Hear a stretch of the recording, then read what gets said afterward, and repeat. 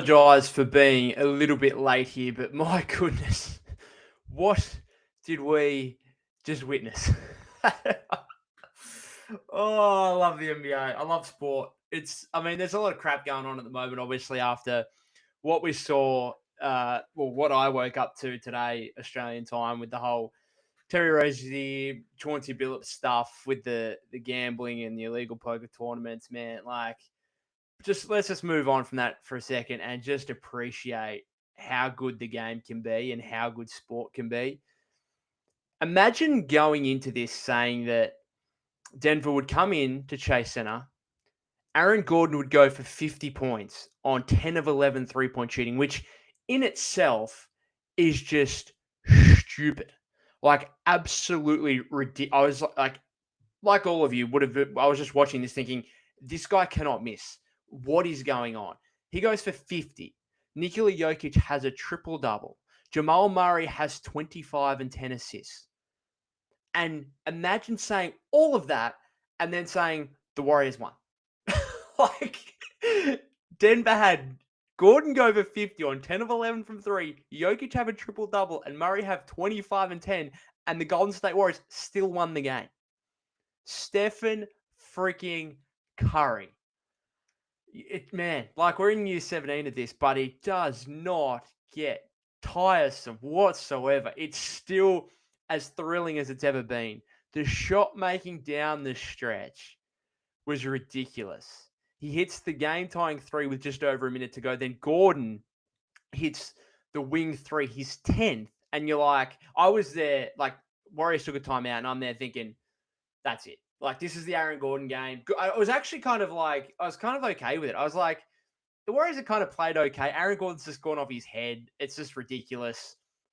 It's fine. It's fine. Like, I was legitimately okay with losing that game.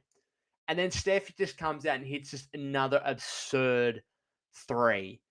Ties the game. Warriors get a stop on Jokic on the other end. We'll get into Jokic in a second. I know some of you are already in the chat. We'll get into Jokic and his interesting game. Very inefficient game, it must be said. Wildly inefficient for Nikola Jokic. Steph, I think he scored, 16 straight points at one point for the Warriors toward the end of the fourth and obviously overtime. He was very much more a playmaker in the first half, and then he just exploded in the second half. Finishes with 42 points, 6 rebounds, 7 assists, 3 steals, 14 of 25 shooting, 6 of 12 from 3, and he was 3 of 9 at one point. So he made his last 3, which he obviously needed to. Perfect 8 of 8 from the line. I think this kind of game goes to show you, like, wherever you want to rank Steph Curry in current NBA players, right? Whether it's top 5, top 8, I've seen some people put him down into like 10, 11, 12. I don't care. He can still be the best player on the floor in the world, right? At any given time. And he was at the end of this game. Like, Steph Curry was the best player on the floor over Nikola Jokic. He was the best player on the floor over Aaron Gordon in the second half as well. Now, Aaron Gordon went for more. He went for 50. But Aaron Gordon also went for 7 from 7 from beyond the arc in the first half. And Steph stole the show late. And this is why, if you look at the Warriors, you have some kind of optimism to say, hey, can they be a championship contending team? When Steph Curry's up and going and healthy, you've got to kind of put them in the conversation, right? Because he can be the best player on the floor at any given time. And he was over who I think Nikola Jokic is far and away the best player in the world. Didn't necessarily show it in this game, and Steph was better. And so I'm so optimistic about this Warrior team, because even at the end of the game, even at the end of when Aaron Gordon hit that 3, I was like, it's fine. Like, Aaron Gordon shot the lights out. He's not going to do that every game. And I watched the majority of that game, even in the first half when the Nuggets put up 70. I just thought that game was so good to watch. And I come away from it thinking that's 2 of the elite teams in the league. Right? Now, I know it's early, and I don't want to get too high on the Warriors, right? But I was just watching this game go back and forth. I'm like, this is just 2 really good teams. Like, some of the stuff I watched yesterday, right, where a bunch of teams play, I'm like, this is just not, like, it's not great. It's like some of these teams aren't very good. I just look at those, look at the Lakers on opening night, just not great. This game was like, these are 2 really high level teams, and I take nothing away from Denver. Denver would be very disappointed with this result. But take nothing away. They're actually my pick in the Western Conference right now to come out of the West. If it's not to be the Warriors, obviously, which I'm rooting for. So take nothing away from them. Jokic will be better. They're not going to get that Aaron Gordon game ever again, must be said. The fact they weren't able to take advantage of that is obviously disappointing from their perspective. But my goodness, so many things to talk about, beyond Steph, beyond Gordon. Let's talk about Jokic for a second, because Thandex says Steph is the GOAT. Do you think the game plan was to make anyone than Jokic score for Denver because Jokic looked uncomfortable? Jokic took 13 3-point attempts in this game. 13 of his 23 were from three-point range, which is not great shot quality for Nikola Jokic. Now, he was an excellent three-point shooter last season. He is a pretty good three-point shooter, but he also doesn't want to be taking over 50% of his field goal attempts from three. So I think the Warriors did a really good job on Nikola Jokic. And even just, again, making him uncomfortable, as Thandecker says. Even that last one at the end of regulation, that's a shot he makes 9 times out of 10. And the Warriors just did just enough. There was that one in overtime as well where he rolled to the rim and Steph was on him, and Kaminga made this really smart transition over to Jokic. And again, I'm not sure if they did they give him a block for that? They said on the broadcast that it was a block, and I was like, I'm not sure it was a block. I think he just contested it really well. They didn't credit him with a block, but he contested it really well and forced a miss. So it was a disappointing Jokic game from a scoring standpoint, but again, he has a triple-double and still had so many of his fingerprints over the game. D1 says Will Richard. Let's talk about Will Richard for a second. Now, he got cooked a couple of times defensively by Aaron Gordon there in the fourth quarter. But man, he came up with some big plays. He's not shy, is he? He's not short on confidence. That time when he, in the fourth, game on the line in the fourth, Will Richard dribbling down the floor and then just dribbles into a pull-up three. And I'm watching it in slow motion. I'm like, what is he doing? He's taking that shot? Oh my God, it went in. I couldn't believe he even had the audacity to just pull up into a three like that pretty early in the shot clock. And then he knocked it down. He's not shy. He finds himself in the right position on both ends of the floor more often than not. Some of his cutting stuff is excellent. He had a really good feed to Kaminga at one point as well. His rebounding is excellent for a guard. He had so he finished the game with 6 points, 5 rebounds, 3 assists. One of my biggest frustrations with the broadcast and some of these nationally televised games is they mentioned that it was he made a 3 at one point in was it in the corner, I think.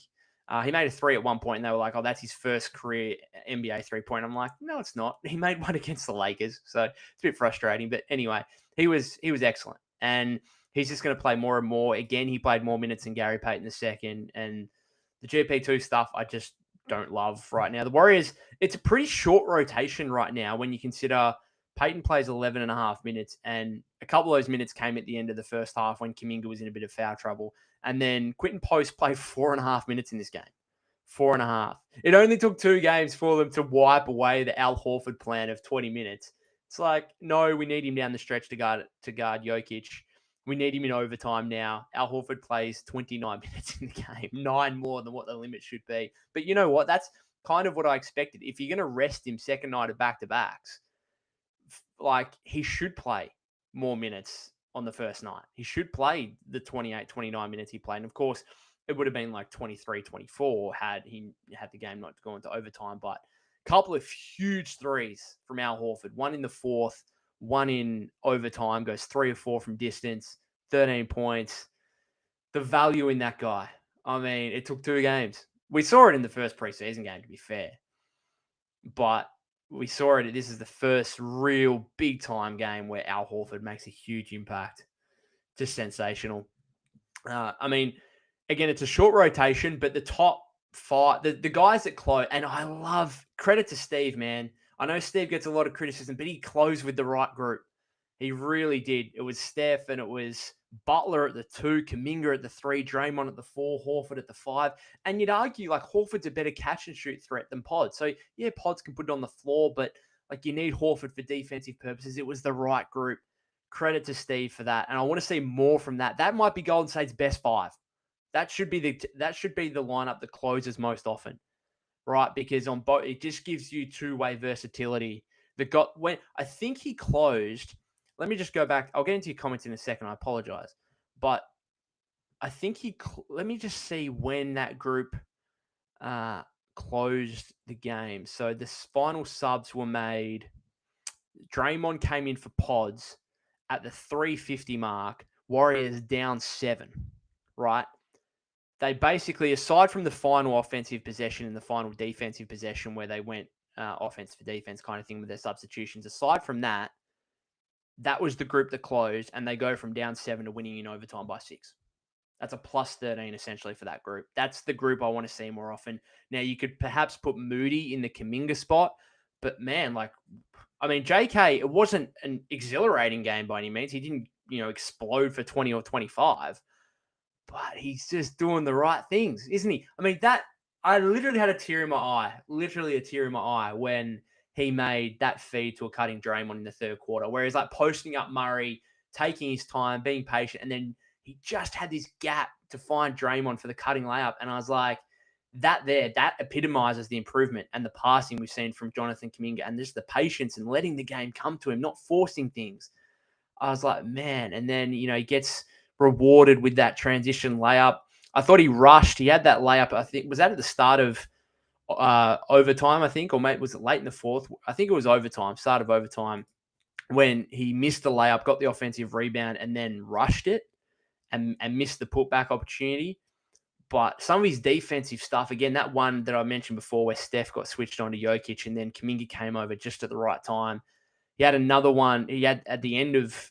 Now, David Adelman was very frustrated that there wasn't a foul call, but the last play of regulation where Jokic missed and Kaminga came flying over and just tipped the ball away from Jokic to ensure that he didn't get a putback attempt. Man, what a game. What a game. And Jimmy just doing Jimmy stuff. Fabulous. Again, those 5 guys that closed, clearly the best 5 players in the game for the Warriors. And just massive. Absolutely massive. All right, back to your comments. I apologize. Let's have a look here. Theka says Curry's dribble penetration was stellar. His work late was from 3, but before that, it was all just getting to the paint. Layups was fantastic. Z says, I feel he has a luxury of coasting in the first half with Jimmy on the team. Yeah, I think he's trying to get his teammates involved, and that's kind of what the Nuggets were giving to him in the first half. Theka says, maybe for another year, watching Wemby, my jaw was on the floor. He should be better than Jordan, better than anyone. So crazy. His skill level is everything. I did have a preview episode over on the Patreon this morning talking a little bit about Wemby, and I said the exact same thing essentially, where I was like, you know what? Whatever comment, projection you want to make for Victor Wembanyama, I'm not going to go back against you. If you want to say he wins multiple championships and he goes down as the GOAT over Michael Jordan, I'm not going to think that's an outlandish statement. Obviously that's a huge statement, but is it actually realistic based on what we've seen? Maybe. But this ain't about Wemby. This is about the Warriors and the Nuggets. Obed says that closing 5 of Steph, Jimmy, JK, Dre, Horford is the championship closing 5. Absolutely. Then next says watching Steph score 30 with no free throws. Sorry. Then we have SGA scoring 50 with 26 free throws. The NBA have an agenda against Steph. Steph, sometimes he probably doesn't flail for the contact as much as what he should. And yes, he probably doesn't get a good enough whistle. Jimmy reacts to contact in a way that maybe Steph needs to learn from. Again, I wouldn't call it flopping as such, but it's extenuating the contact, and that's maybe what Steph doesn't do as well as a guy like SGA or Jimmy at times. Senex says Will for GP2. GP2, again, it's not disastrous minutes by any means, but it's there's a clear upgrade there when Melton comes back, and if Melton's anywhere near what we saw at the start of last season. Then they can mentioning the closing lineup. Will don't need the G League. They shouldn't send him, buddy. GP2 and pods were selling. Yeah, Will Richard just doesn't need Santa Cruz at any point. I wouldn't have thought. And again, be interesting to see tomorrow how many of the veteran guys play. We know Horford won't play. Richard might even see 20, 25 minutes in that game in particular if this one went to overtime. Zed says having someone like Horford to deal with a savvy big guy like Jokic is such a big deal. He posts him up a few times too. Yep. Bay with a water win. They said JK blocked Jokic, but he didn't hit. But he only hit his arm. Only hit his arm. Okay, I'd have to go back and see that. They didn't call it. So anyway, Zeb says Al Horford plays to his competition. He absolutely was engaged today. He looked mighty youthful in a Warriors uniform. Finally, yeah, he's a bit I feel like, and this is when you get to this age, you got to pick and choose your moments, right? And he's like Draymond. Draymond, credit to him, man. Pre-season, I was like, man, this guy looks awful, out of shape, looks horrific. And then the first two, regular season comes, and the first two games has been the normal Draymond Green we know and love, right? Impacting in a multitude of ways, defensively being fantastic. And I feel like Al Horford's the same. It's when games are actually on the line, when it actually means something, he's like, yeah, I'll get out of bed and I'll try today. And that's what we saw in this game. Huge. That rotation was balling. Zeb says that's them playing in position they do used to playing their player out of position. They didn't realize how lethal this could be. Yeah, it's a traditional five, right? It's a lot of people have been saying Kaminga's a 3. Stop playing him at the 4, play him at the 3. You tend to agree with that, so long as there's a shooting 5 out there as well. And I suppose he's playing the 4 in the starting lineup. But yeah, you've got, Jimmy playing. That's it. That's just there's no 7-footer out there as such, but it's a big lineup. Steph, we saw the Nuggets trying to attack Steph as much as possible down the stretch, and obviously trying to get Jokic switched onto him and taking advantage of that. But Steph holds up defensively, right? He's really smart. And then the other guys Jimmy's 6'7", JK's 6'7", and super athletic. Draymond's the best defender of the last 10 years, and Horford's so savvy and got such a high IQ and has been proven as a Jokic stopper of sorts in the past.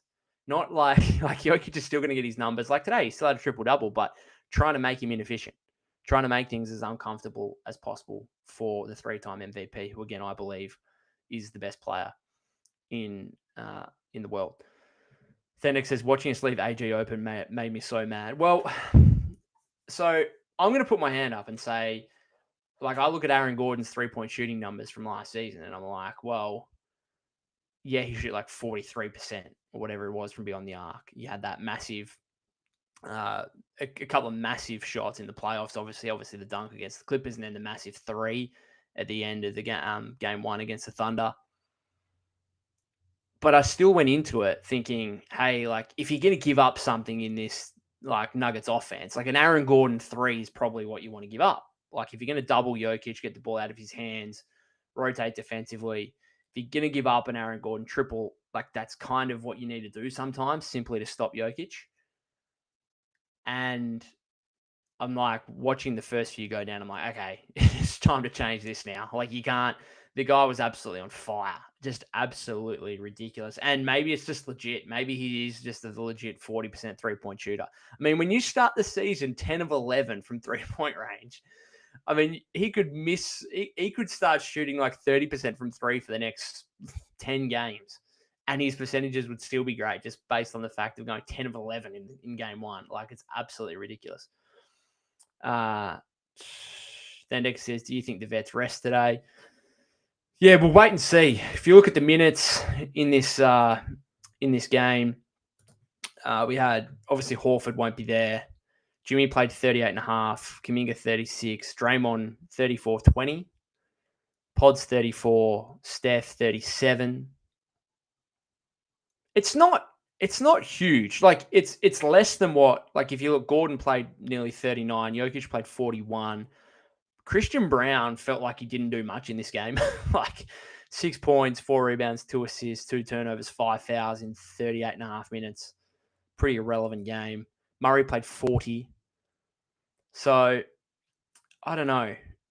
like Denver's top three were just absolutely superb. Cam Johnson, rough debut for him. 5 points, 2 of 8 shooting, 1 of 6 from deep, -17. Like, you're getting to the end of the game and you're like, okay, I'd rather give up an open 3 to Cam Johnson than I would Aaron Gordon, which is wild to say, but it's so true. And then Tim Hardaway Jr. gave him 10 points off the bench. I don't think Tim Hardaway Jr. has ever seen a shot he doesn't like. And that's going to be, I think, sometimes frustrating for Denver fans. Bruce Brown was fine, I suppose, but didn't give him a whole lot. And then Peyton Watson, Valanciunas. The Valanciunas minutes I actually thought were quite good because what was Jokic's plus minus in this game? Yeah, Jokic was a -10. So it felt like the Nuggets, I'm not going to say they were better with him off the floor, obviously. That's going too far. But they really played well in the non-Jokic minutes.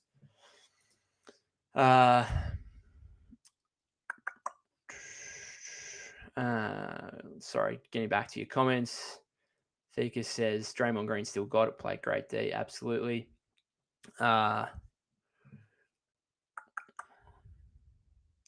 Steezy says, proud of Kaminga so far. If he plays like this all season, they're a contender, and not having Draymond would hurt this team. He's just so smart, and his defensive versatility is invaluable. Absolutely. I think I'm going to put my hand up and say I went a little bit too far with the Draymond conversation in preseason. I knew in the back of my head, I was like, hang on, we've seen this before with Draymond. He doesn't care. And I'm going to put my hand up and say I went. Sometimes you get a little bit too, like, talking about it on a consistent daily basis. I think sometimes I and others probably just go too far with their takes rather than pulling back and saying, hang on a second, it's preseason. But JK and Draymond were excellent. Zeb says JK's impact was felt today. He's scared defenders more than any other player beside Jimmy or Steph. JK has gravity too. A couple of his drives in the first half were really impressive. And you know what? Like, aside from the one where he drove and he should have made the layup and then he should have made the putback, aside from that, like, it was the perfect role player's game. Like, he didn't step into like Steph's space and say, hang on a second, I want to be the man here. I want to win us the game down the stretch. Like, if he had something, it was like, all right, let me give the ball back. Let's just run everything through Steph. And even Jimmy was like that to a point. And I think that's why Jimmy's so good as well. Is like, if Steph's got it going, it's not difficult to get out of the way and let the chef cook. But I think it's really important, like Jimmy and JK and these other guys who can be scorers and who can create with the ball in their hands. It's just like, hang on, let's not interfere here. Let's just let Steph roll. And I think like Kaminga again, the numbers don't jump off the page by any means. But I don't think they don't, like, the Warriors don't want them to jump off the page. Like, they want him to be in the more role player archetype. And he was in this game. And he's going to get his opportunity. Like, tomorrow against Portland, JK, this is probably your game. Against a young athletic team, this is your game to go off and try and give us 20, 25 on the second night of a back-to-back. So he's going to get his opportunities, which I think it's why he's in such a great position with the Warriors at the moment. Theka says, make a damn free throw. Kaminga 40% right now. Yeah, he was 1 of 3 in this game, I think. And he was only 1 of 4 from deep. But that's he didn't make his free throws and he didn't make his threes, and yet he still had a positive impact on the game, which is great. Like, that's what you want. The Jimmy Dre and Horford defensive trio looks scary. Just so experienced, so high IQ. Moody going to take all the Richard GP2 minutes. I think there's still a spot for Richard. I think you have to. Particularly, like, again, when some of these veteran guys rest.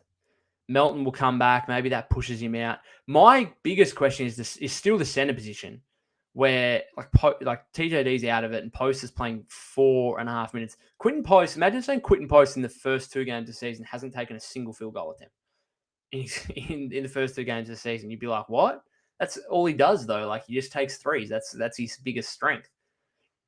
And yet he hasn't taken, and it's not like 4.5 minutes today, and he didn't record a single stat. So I'm not having a go at Quentin Post. It's just clearly he and TJD, like, the Warriors, just like we've got better players, and that's sometimes you look at different lineup combinations and stuff like that. But sometimes you just got to look and say who are our best guys. And Steve's probably looking at it and saying, you know what? I know they play a completely different position, but is Will Richard right now just a better basketball player than Quinton Post? Yeah, probably. So, like, that's why I'm playing him for 16 and it was nearly 17 minutes. So, uh,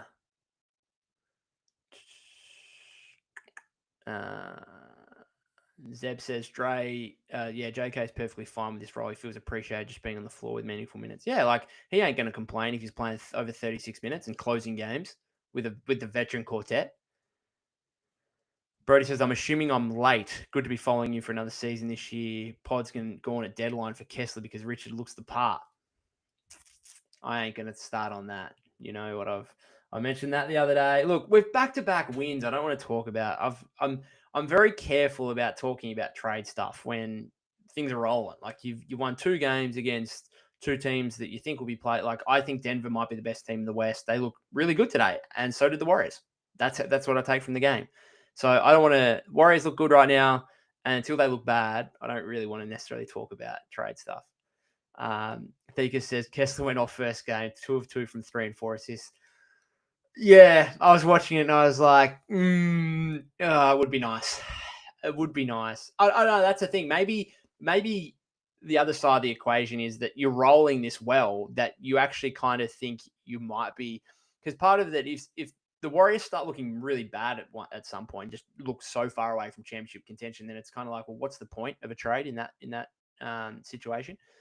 But if they look really good and they're suddenly like, hey, we can actually compete for a title, that should almost push you into a move. Now, what kind of move is that? Because again, like everyone looks at the Kaminga piece, but if Kaminga's like a really big part, like has been in the first 2 games, then like you're not going to trade him, right?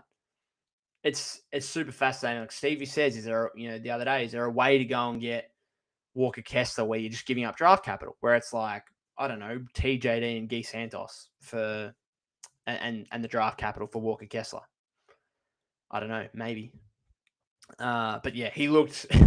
I mean, and the last preseason game as well of Walker Kessler, it's like, yeah, he might be out of range for the Warriors. He might be too valuable in terms of you'd have to give up so much to get him, and then you'd have to, if he's going to continue playing like this, it's like you're gonna have to give him a big extension too as a restricted free agent.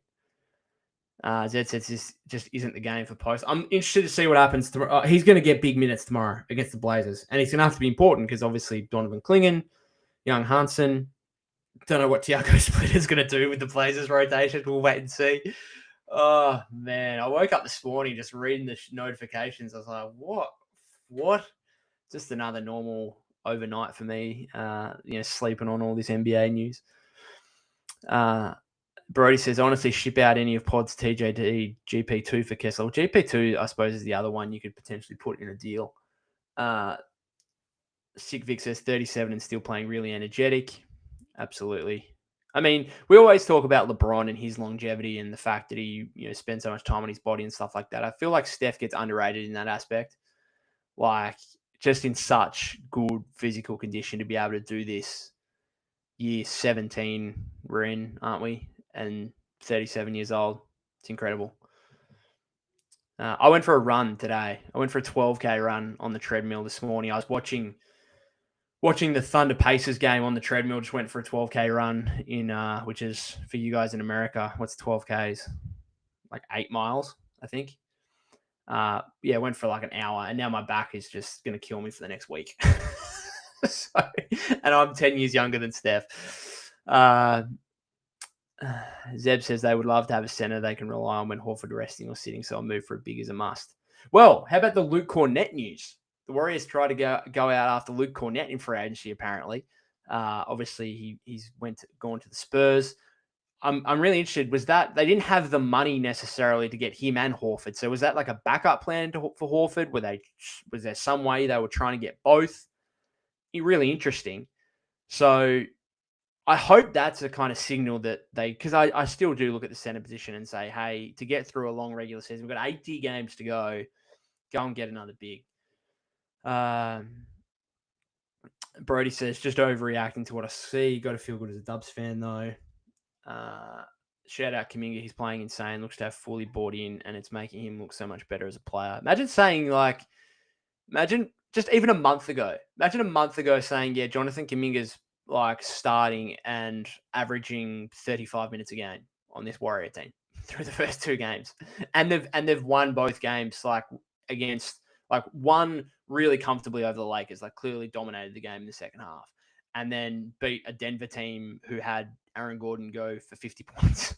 Like, I mean, all the hate that JK got. That's why I kind of, and I'm not trying to toot my own horn at all, but like, it's kind of like why I was during the off season, I was trying to just not hate on JK because it's like if you actually look at the bigger picture, the Warriors kind of do need him, right? They need his if you can get the best out of him with his size and his athleticism. Like they do need him, and again, as I said before, there's gonna be nights where Steph or Jimmy are resting, or just they play less minutes, and you need Jonathan Kaminga to go out and get you 20-25. But right now, he's playing the perfect role. The absolute perfect run. I said to Stevie, did I say it to Stevie or on a different podcast on the Patreon? Whatever it was like the Warriors. Actually, no, I said it with on an NBA Edition podcast with Grant yesterday on the Patreon that like Kaminga's playing the kind of role right now that you just need. Like in terms of, would you go out and trade for?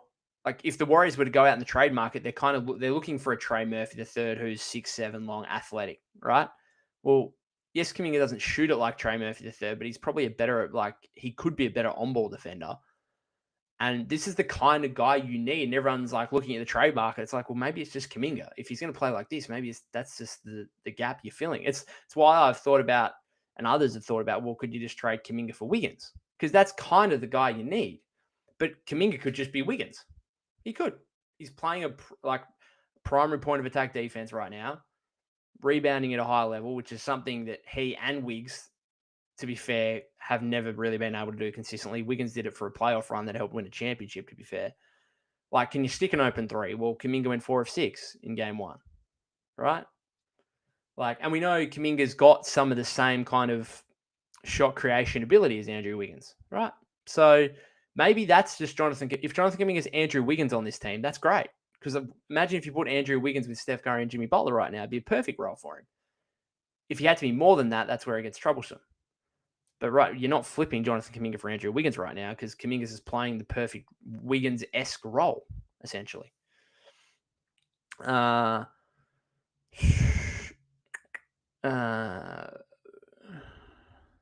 Sig Vic says, I'll be in tomorrow's game against the Blazers. Let's go Warriors. You'll be there. Enjoy. Be interesting to see how Motor Center reacts to everything that's going on with Chauncey Billups. Brody says tomorrow will be good. Hopefully big minutes for Post, Richard, Potts, Kaminga, and crew. I'm expecting, have we seen anything from I'm just trying to see if there's anything about I'm just going to go on Twitter here for a second. Just check if there's anything about Steph, Jimmy, Draymond playing tomorrow in Portland. I kind of, at this point of the I know it's the second night of a back-to-back, but I'm kind of like, it's the third game of the season. Like, surely you can play. A lot of talk here from Steve and Draymond and everyone else about the closing lineup and the fact that closing lineup has like never played together before. Steve Kerr quote here, it was really fun to watch that group that's never played together close a game against one of the best teams in the league. Warriors head coach Steve Kerr credited assistants Terry Stotts and Chris DeMarco for just suggesting the closing lineup. Said it was fantastic to watch the defense with that kind of size and length. Finally, Steve. Finally, we're over 3-guard lineups and we're playing proper basketball with guys in proper positions. It took Terry Stotts and Chris DeMarco to point it out. Curry on Al Horford's fit in the closing lineup. That was the vision the whole time we played against him. We understand what he did in Boston, Atlanta, everywhere he's been. He understands what it means to impact the game on both ends. He's fearless as well. So I don't think there's anything. Don't think there's anything here in regard to whether those guys are going to play, but I think they should. It's the third game of the season. Horford, I understand. Steph, Jimmy, and Draymond, like, yes, less than their minutes, like play them 30 max, and let the young guys roll. But I don't think they should be sitting out the third game of the season.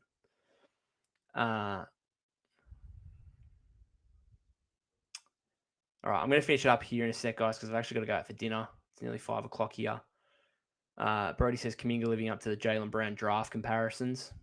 Not sure he'll ever get... Like, Jaylen Brown's a finals MVP. I'm not sure if JK's ever getting to that point, but if he's getting to 80, 90% of it, that's obviously huge. Empire says Warriors should either trade Buddy or not sign Seth Curry. I don't think we really need both of them. Well, I've said it before and I'll say it again. If Seth Curry can provide something for the Warriors and provide 90% of Buddy Hield, then Buddy Hield does become a trade piece. But right now, I'm not even really entertaining that, partly because we haven't seen anything from Seth Curry.